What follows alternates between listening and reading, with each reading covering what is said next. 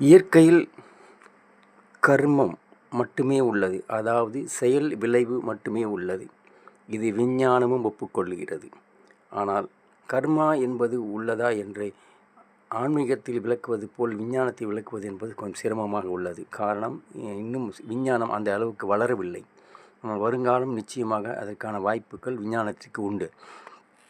செயல் விளைவு மட்டும் நிச்சயம் உண்டு. இந்த செயல் விளைவை விளக்குவதற்காகத்தான் இந்திய ஆன்மீக தத்துவங்கள் எல்லாமே படைக்கப்பட்டன. கடவுள் முதற்கொண்டு, கடவுள் என்று தனியாக ஒன்றும் கிடையாது. செயல் இம்மி பிசகாமல் இயற்கை ஒரு வழி செஞ்சு கொண்டிருக்கிறது என்பதை நாம் புரிந்து கொள்வதற்காகத்தான் இந்திய ஆன்மீகம் முழுவதுமே இருக்குள்ளது.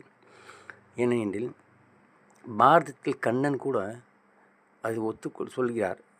சகுனி கேட்பான், நாங்கள் கெட்டவர்கள், எப்படி வேண்டுமானாலும் நாங்கள் சூழ்ச்சி செய்து இந்த வெற்றியை அடைந்து விடுவோம் என்கிறார். நீங்கள் நியாயத்தின் பக்கம் தர்மம் என்று சொல்பவராச்சு, நீங்கள் எப்படி என்னை வெற்றி கொள்வீர்கள் என்பது, நீ எந்த சூழ்ச்சியை கொண்டு நீ வெற்றி பெற நினைக்கிறாயோ அந்த சூழ்ச்சியை கொண்டே உண்மை தன்னை வெளிப்படுத்தி கொள்ளும் என்று சொல்கிறார். அப்படி என்றால் இயற்கைக்கு நல்லது கெட்டது எல்லாம் தெரியாது. என்ன செய்கிறீங்களோ அதன் படித்தான் அது வழிநடத்தும், அது செயல்படும். அதனால் நாம் தான் நம் கையில் உள்ளது நல்லது கெட்டது என்பதை சரியாக புரிந்து கொண்டு செயல்பட வேண்டும்.